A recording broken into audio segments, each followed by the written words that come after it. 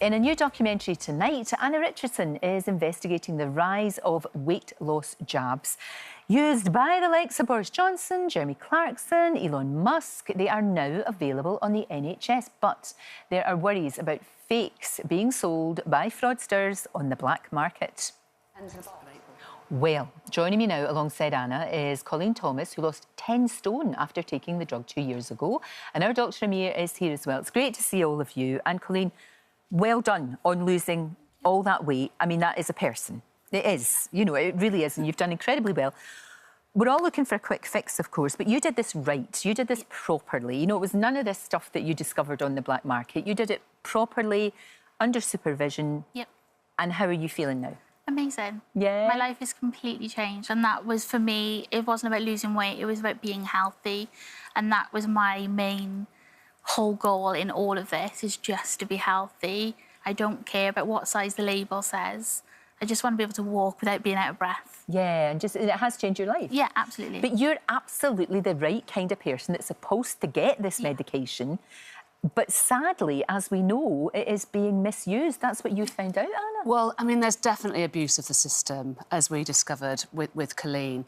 So to be eligible for semaglutide, as Dr Amir will tell us, you've got to have a BMI of at least 30. Originally, it was a diabetes medication, wasn't it? Yes. So on the NHS, there are certain criteria. Now, most people that are using semaglutide are abusing that system. So I was looking into it myself at the beginning of the year because I wanted to lose some weight.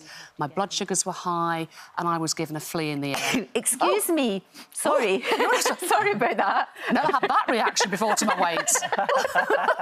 I do apologise. It's allergies. It's terrible. Anyway, you were saying, much more importantly. So I was looking at losing some weight. My sugars are high, so I wanted to see if I was eligible. And my doctor gave me a flea in the ear about it and said, you are absolutely, for weight loss, no way. Behave yourself. Behave yourself. Yeah. So that's why you looked into it. And, of course, as we've said many times, Amir, everybody wants a quick fix. They do. There's kind of no such thing. There isn't. These drugs support weight loss, but there has to be alongside wider measures around nutrition and movement. But taking a step back from that, we need to look at the root causes of why people are overweight. Part of it is genetics, and there can be medical causes as well. But we need to look at what people are eating, how that's being advertised, particularly processed food, and access to spaces where people can move and exercise, and how that shouldn't be looked at as a chore. Exercise sounds like a chore. Diet sounds really restrictive, whereas nutrition and movement, far more positive. Colleen is nodding. You know this. Yeah. It doesn't have to be. It doesn't have to be restrictive, and that's the key. Because you've changed your lifestyle completely, haven't you? With the backing of this drug. Yep.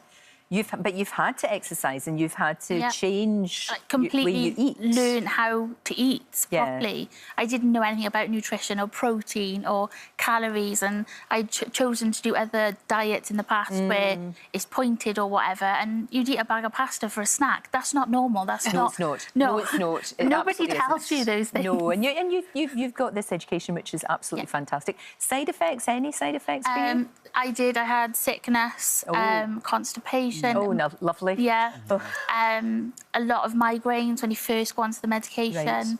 There's a lot of side effects. You lose your hair, so I had quite long hair and it fell out.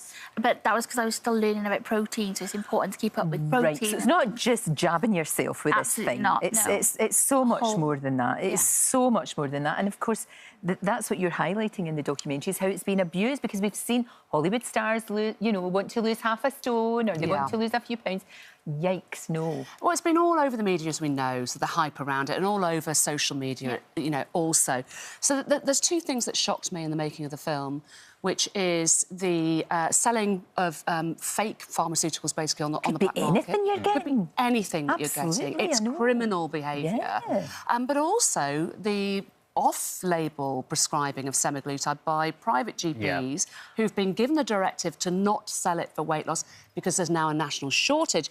and they are still doing it if you're prepared to pay. If you pay the money, that's really bad. Because, as we said, Amir, this was supposed to be for people with diabetes. It is. And is there going to be a situation where they might not get the drug that they need because of the demand? It's already happening, Lorraine. So I look after a lot of people with type 2 diabetes as part of my job. And we're unable now to start any new patients on these drugs because there isn't enough, because we need to keep them for the people who are already on them. And we're having to change doses because people can't get hold of certain doses, so we might have to reduce doses. All of this is having an impact on their blood sugars and their long-term health because some people want to lose weight. It does have to be regulated. It's so important. And it has to be ring-fenced for those who really need it, particularly those with type 2 diabetes. Exactly. And people like Colleen, who it's changed their life. And you're, I mean, really, you know, you lost all of that weight. Your health was in danger. Absolutely, yeah. It really was. It was in a terrible state, and that's why I started, you know, online teaching people about how you can change your life, not just take this jab because that's what it is online. I've taken this is a miracle. That's not what it is. No, and you can't say it often enough because we know there's going to be people watching this show today thinking, that'll be really easy. I won't have to actually, you know, change my eating habits. I won't have to do anything. I can just give myself a jabble and that'll be that. No. And it's not at all. No. Well, it needs to be regulated, doesn't it, Colleen, which you're campaigning on? Yeah, I'm trying because there's so many people selling it left, right and centre. You don't know what it is you're receiving off Susan down the road. She's sending it to you. It's not being kept cold. There's so many issues, especially on the social media platforms. See, it's really scary, is that, Amir? You know, because, I mean, I always think that about getting things online that's, you know, to do with your health.